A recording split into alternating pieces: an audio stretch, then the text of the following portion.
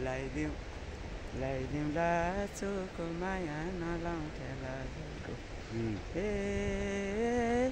सम्झना गाउँघरको मुटु चुनिन्छ। हजुरको घर चाहिँ कहाँ माझी नै पर्नुभयो? म माझी नै। के नाम हो हजुर? मेरो मानबहादुर माझी भनिन्छ। हजुर घर चाहिँ? घर चाहिँ पाँचथर भुल्के भनिन्छ। हजुर। छोराको नाम चाहिँ कृष्ण हो। कृष्ण माझी गाडी ड्राइभर छ। अहिले अनि तपाईँ कहाँ हिँड्नु भएको? म अहिले धान काट्नु। कहाँ छ खेती? खेती यहाँ नजिकै छ।